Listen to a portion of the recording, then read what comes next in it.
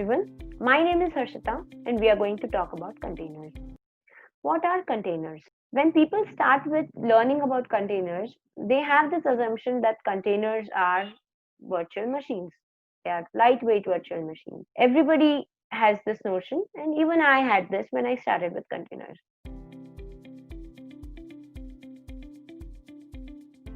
Containers, by definition, are actually executable software units which comes packaged along with application code, its libraries, and software dependencies. These containers can be run on laptops, IT servers, on cloud, desktops, anywhere.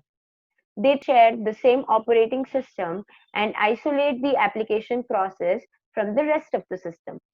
They take advantage of the form of operating system virtualization, where they use the features of the OS to isolate themselves and control the resources like CPU, memory, disk, etc. they are being using. Linux kernel features like chroot, namespaces, and C groups are leveraged to achieve operating system virtualization. So we talked about what are containers. Now let's see how are these containers different from the traditional VMs which we have been using. First, let's talk about our VMs. So VMs come in a package which contains the OS and the application code. So the VMs running on the host machine believe that they have the whole hardware to themselves. Instead, they are sharing the hardware with different VMs which assume the same thing. Now, who helps these guest OSs assume that they have the whole hardware? It's the host OS. Host OS uses emulators called hypervisors which helps these guest OS to run on the same hardware and isolate themselves. You can see the problem here. The guest virtual machine basically runs on the emulated servers, which creates a lot of overhead and makes the whole VM heavy and slow. Now let's talk about containers. Containers come in a package where they have just the application code, it required libraries and softwares. Hence, they are lightweight.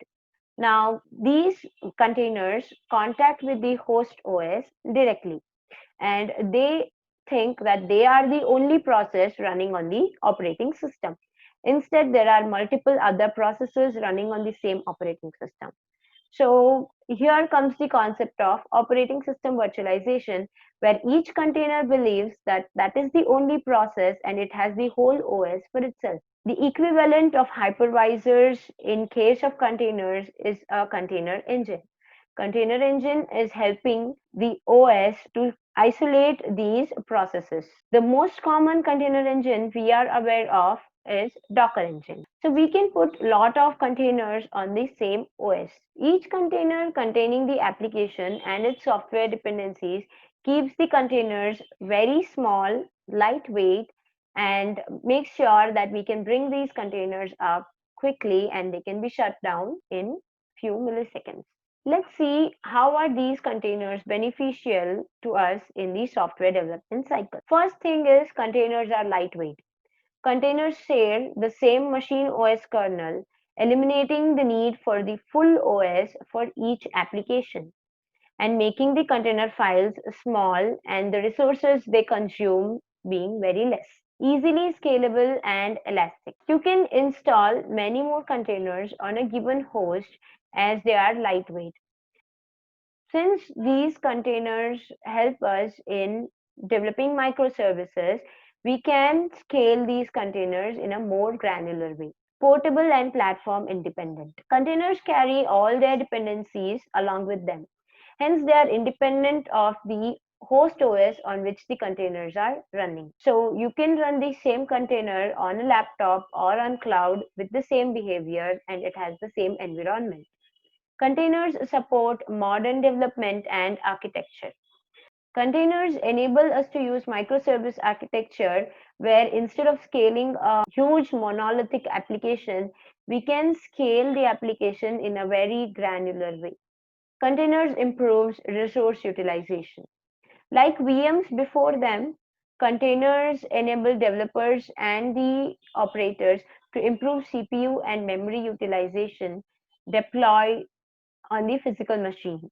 Let's discuss about the Linux kernel features like chroot, namespace, and cgroups, which helps us to isolate these processes and containerize them. We will go through a demo process where we will see how we can create a container from scratch on a Linux machine using kernel features. We will talk about namespace. Namespace is a Linux kernel feature which wraps a particular global resources into small isolated groups wherein a process which is running inside this namespace assumes that it has a set of resources which is to its own self and it is not sharing with others. It is not aware of the resources available out of its namespace. So there are totally 8 namespaces in Linux: Unix time sharing, PIDs, network namespace, and many more. We will see how these namespaces work. We will try to create an isolated process of a namespace and limit the amount of resources it has. Let's go on the demo. So I have a main Go program where we are going to execute the command run. So if you see here on line number 8, I've written how we can run Docker containers, Docker run, image, and then command and arguments. The same way we will do where go run main.go is equivalent to Docker run. We don't have an image as in, but we will pass the command and arguments. So I'm going to just execute whatever command is given as an input to this file. We will execute this program and see what happens. Go run main.go, run, and then echo hello everyone. So yeah, it says running echo hello everyone. It is printing, it is saying that it is running, but it is not actually running. Let's modify our program to execute this command. We will use the command exec command, exec.command, and our os dot second argument is our command, followed by other arguments, which will be our argument. Then we will os cmd dot, we'll just follow all the system out, standard out, and standard ins. Std in is equal to os dot std in. We'll do the same thing for our std out and standard out and standard error. And then we will execute this command d.run. Let's execute our program. Go run main.go run echo hello everyone. So you see, it prints that it is going to echo hello everyone and it echoes hello everyone. So let's try to run a bash. So it said running bash. Are we inside the container? Um, let's see the host name. That's the host name. If I exit, I was inside the container here. Now let's modify our program to try to use one of the namespaces. So we will import syscall. So we will use syscall to create a new namespace. tmd dot sysproc attribute is equal to syscall dot proc attribute.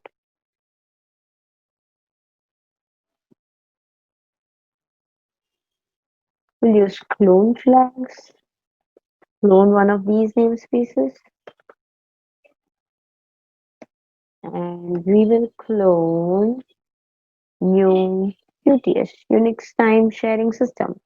So we will try to have our own namespace, a different host name for our container and a different host name for the actual host. Let's see how it goes. Go run main.go run /bin/bash. So we are inside our container. Let's see what's the host name. The host name is same. So I'm on my host here. My host name is same. So both container and the host have the same host name. Now I'll change the host name to containers. And now if I get the host name, it says my host name is containers. And here if I execute the host name, so I've successfully changed the host name of my container to containers, and my actual host name remains the same, but we can't see our host name here. So to do that, we will have to start our process and set the host name. So let's go to our code and try to do that in our code script. So the Go syntax to set the host name is syscall dot set host name, and we have to send the data in byte format. So it will be byte, and we will send containers. Now we should execute this command after we start our process. But if I put this after this, then this will not get executed until I close the process. And if I put in the beginning, it will not work. So what we will do is we'll use something called child. So we will take the whole thing. We'll execute a process inside the same process. We'll call this function child. And here we'll give one more option. If it's a child, then execute child, call child. And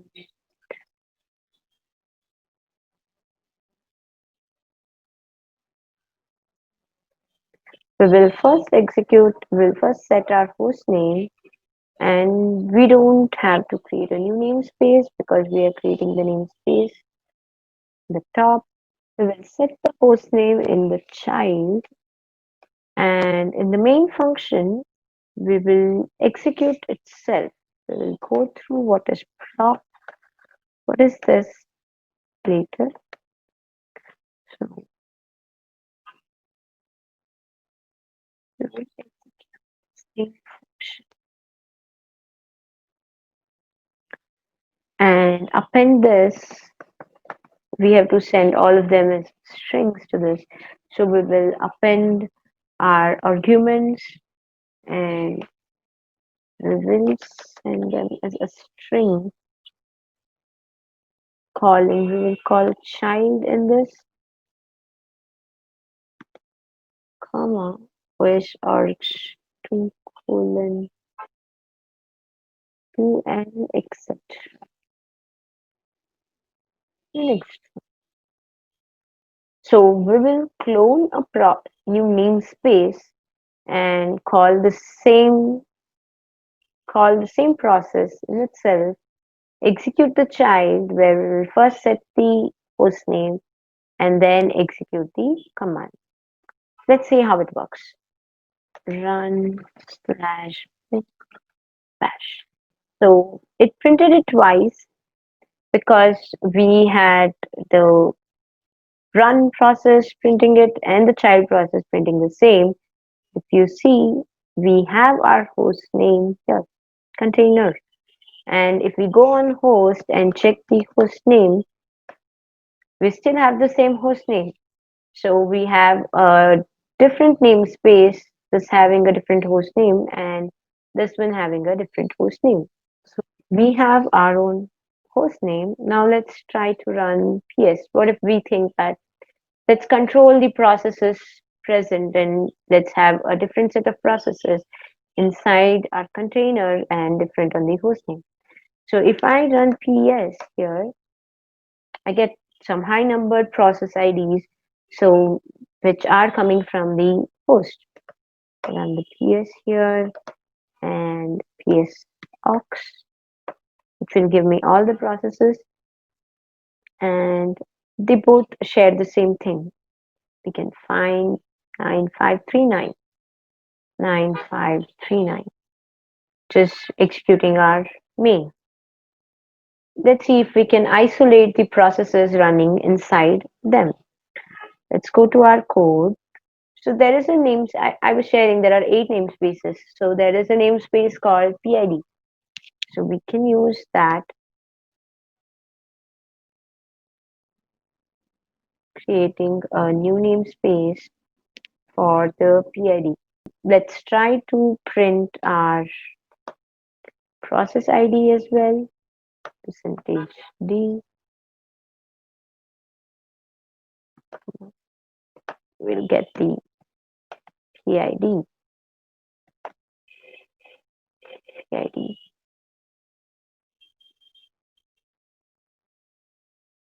Yeah. We'll print the same thing. First, we'll print in the host and then we'll print in the child. First, we'll print on the run, then we'll print on the child and see if our thing works. Let's try to run the program now. So we are in our host again and we'll try to execute this. So we see that first time it prints some high number, which is the process which is printed by the run function, and then child prints a number called 1, which is starting from 1, so it has its own processes and they're not sharing process with the host. Now when I execute PS, it should give me 1 or something, but no, we still see the same. If I execute PS here, we can find these processes. So our child got a new process ID, but it still is not able to show us. Why is this? Is PS actually comes from the slash root. So the both host and container are sharing the same root. Since they are sharing the same root, the processes actually come from slash ct proc.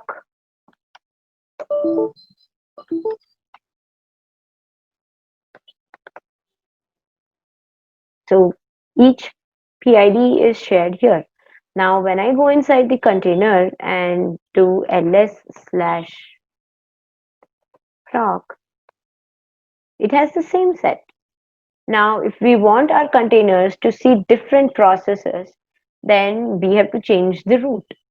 So here I have a file called in my root.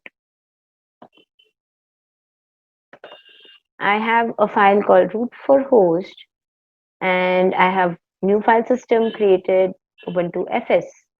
So if I do ls Ubuntu FS, says let's create a file saying that this is containers root. So touch Ubuntu FS root for container.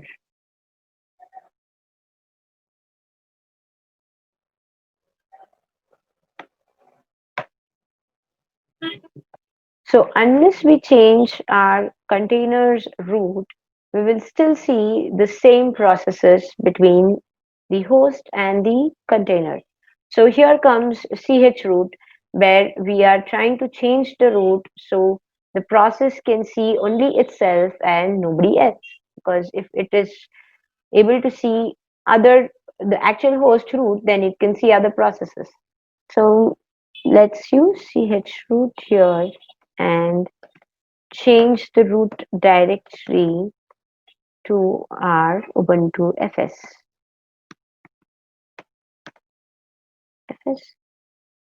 and we will change the directory as soon as the process starts. We'll change the directory to as root. Now it will assume Ubuntu FS as its root. Now let's try to run this and see what happens. Execute. Now we are inside the container. We are in the root. Now let's do ls. So it says root for container. And on our host, if we do, it says root for host, and we can still see Ubuntu FS. But when we try to go out of this folder, we cannot, because in a Linux system, root is the folder. There's nothing before root. So if we try to go a step behind, we cannot, and all we can see is root for container, and we don't see root for host. So we have changed the root of our process. And now if we try to run ps, well, I hope we get new process IDs. No.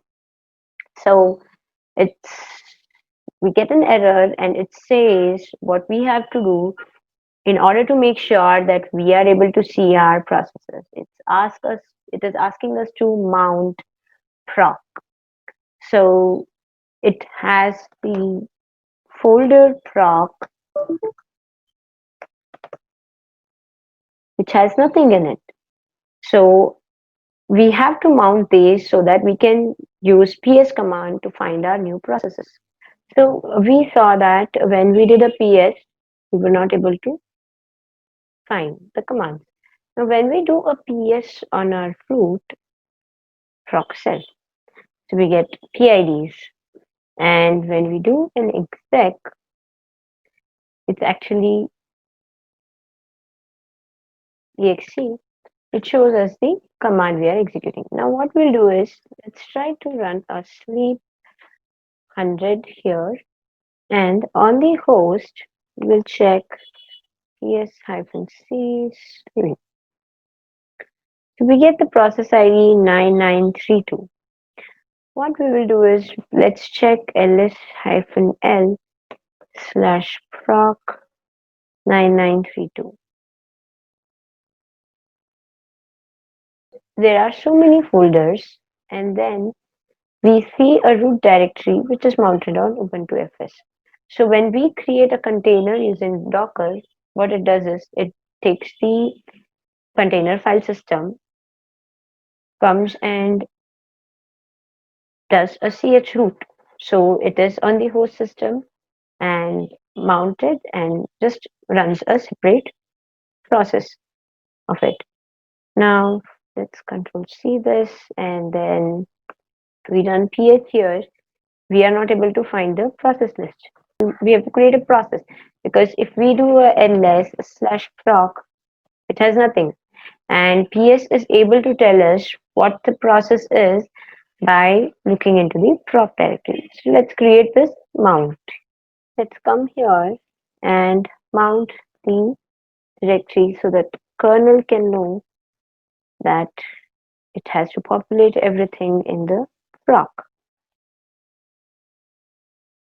And what we will do is, we will unmount this as soon as our command is completed. So unmount.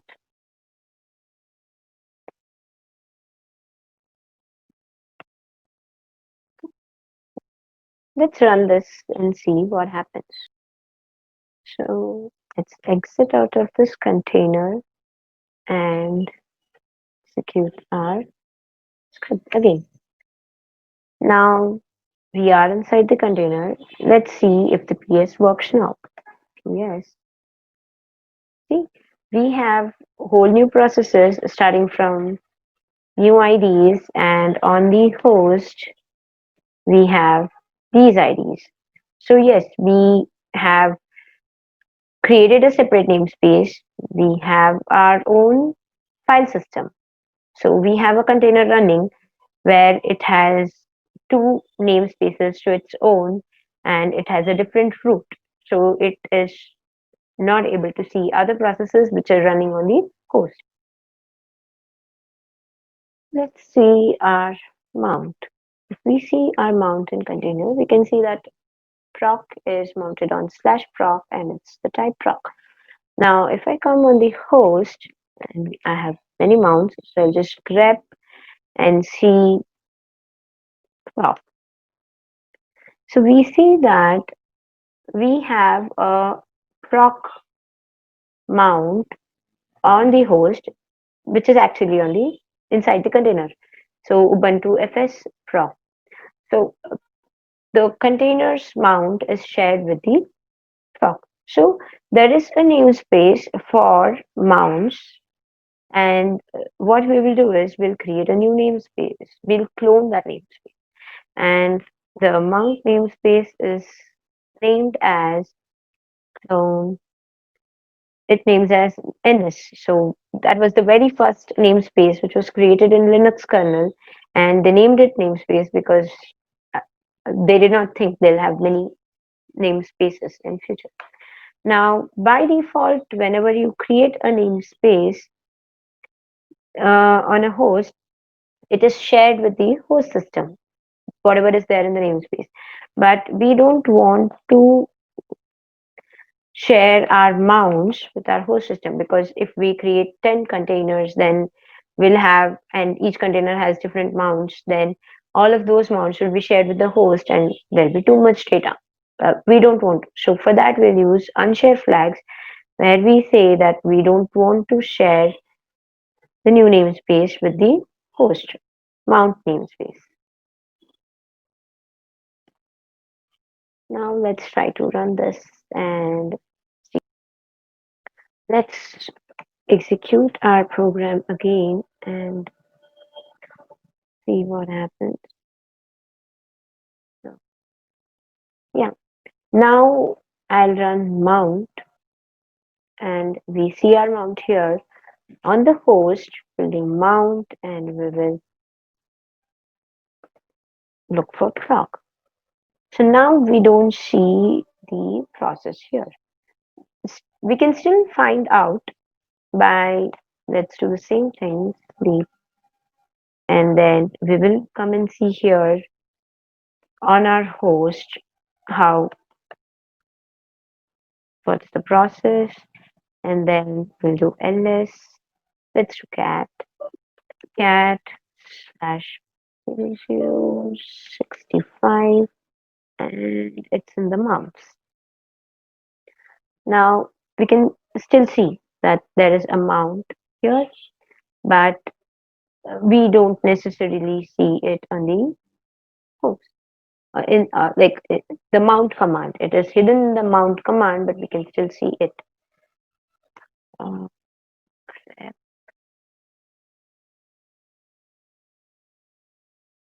proc. We don't see it here directly, but we see it there. We have gone through namespaces. We saw time sharing namespace and we saw mounts, PID namespace. The same way we have network namespace, we have user ID namespace where you can restrict what a process can see. And we also went through chroot where we can restrict the share of the file system which the process can see, a part of the file system on the host which a process can see. The next concept is control groups. If namespace can restrict what a process can see, then control group limits the process to use the resources. So they are also again a kind of file system interface where we see them as files on the Linux host system, but we can limit the memory, CPU, process IDs, etc. which can be used by a process running inside the Linux system. We will pick up process ID and we will see how we can limit the number of process IDs which can be used by a process, in our case, our container which we are creating, and limit it to certain numbers. And it cannot use more than that. Let's check that. So basically, these are stored in this FS control groups. And here we can see folders for each control group we have for PIDs, we have for memory, CPU. So let's look into memory.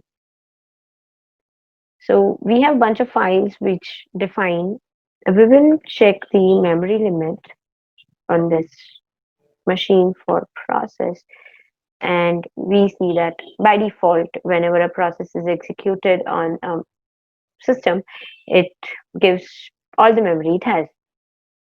We do see a directory called Docker, which is created by Docker for the control groups. And if we do an ls, we see a copy of all of these files. And if we check the memory limit here, it has by default all of them. Now we'll run a container just like we did last time. Docker run -it. I'll just run an Ubuntu container and open a shell terminal. Now we have a Docker by ID 31631, and if I do a ls here, there is a folder created by Docker to a control group created by Docker for this container. Now, if we check we did not limit any resources. So if we check the memory of this one, we see that it has the complete host memory. So any process running inside this Docker container and this Docker container will use the whole host memory. Now, let's try to limit this host memory by using the memory flag, and I'll give it 20 megabytes. Now I have a new container by ID 9C63, and if I do a ls on host, I find that now I will check the memory limit on this container. And we see it is actually 20 megabytes. Now Docker has limited the amount of RAM which this container can use because we control this. So it used C groups to control, and that's how it says this host that this container can use only so much memory. So we are also going to do this similar thing, and we will try to limit the process IDs. Now all the data related to process IDs are stored in PIDs directory. Here we don't have a file where it says what is the maximum process IDs, but when we do a cat docker, it has PIDs.max, saying how much it can use. And it says there is no limit on the number of process which can be used, and it will allow the container to run maximum number of processes needed. So what we will do is we will try to limit the processes which our container can use. So I have this part of function which I've already written to save some time, and here I have C groups, sysfs group, and I'm using PIDs and using the file path and creating a PIDs directory, and then giving write permissions, then writing my PIDs in this file. And I say that maximum number of processes which can get executed is, and after the container exists, we'll remove those files. Right?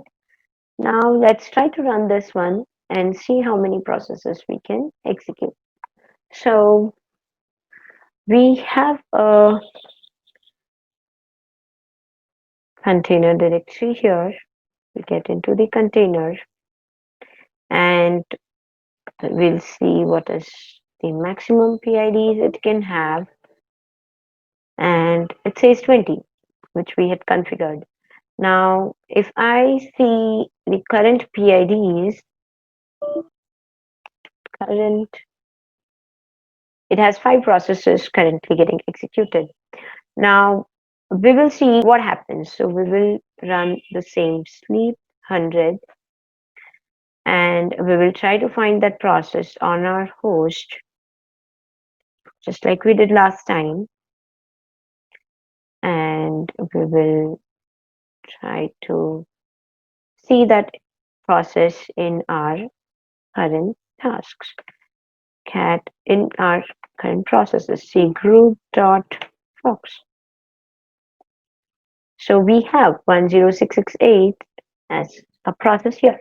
Now we have limited it to 20, but let's see if we will try to run a fork prom. What we'll do is we'll create a function called colon, and inside that function we will call itself, pipe the output to itself and run it in background, and then we'll call the function. So this is basically a fork bomb which will keep calling itself. And since we have limited our processes to 20, it should not be able to create more than 20 child processes, I mean 20 forks. So if you see, it is creating, and at some point it is getting resource temporarily unavailable.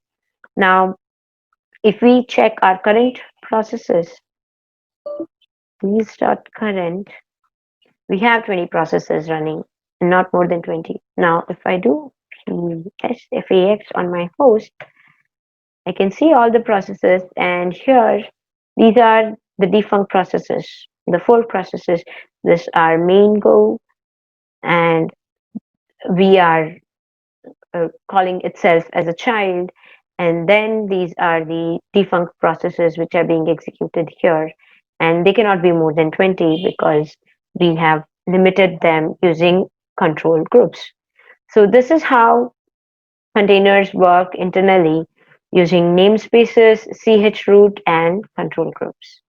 So we saw what are containers, how are they different from VMs, how can we benefit from them, and how we can create a container from scratch using these Linux features. Docker uses same features internally to do the same thing. So thank you everyone for being with us.